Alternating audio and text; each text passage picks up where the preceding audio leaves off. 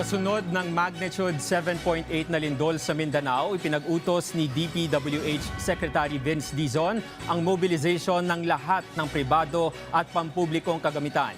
Ayon sa kalihim, masyadong malaki ang naiwang pinsala ng lindol, lalo na sa Glan Sarangani, at hindi aniya kakayanin kung mga kagamitan lang ng DPWH ang gagamitin. Kailangan aniya ng mabilis na pagkilos para matiyak na maaabot ng tulong ang mga malalayong lugar. Tututukan din nila ang pagsasaayos ng mga ospital, pribado man o pampubliko, alinsunod na rin sa direktiba ng Pangulo. Samantala, sinabi naman ni DepEd Secretary Sonny Angara na hindi pa matiyak sa ngayon kung kailan maibabalik ang face-to-face classes sa mga apektadong lugar dahil kailangan munang matiyak ang structural integrity ng mga eskwelahan. Paigtingin din ang pagsasanay ng mga guro at estudyante sa earthquake drill.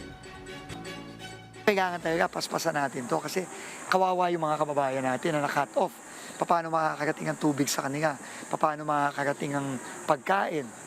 So kailangan talaga paspasan natin yun. Pero in the meantime, tingin ko, ang NDRRMC gagawa na ng mga airlift siguro yan para magdala by chopper siguro ng mga pagkain sa kanila.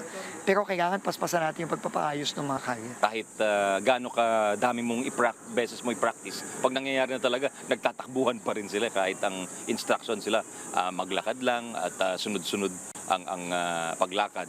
Minsan hindi nasusunod yung mga earthquake drills.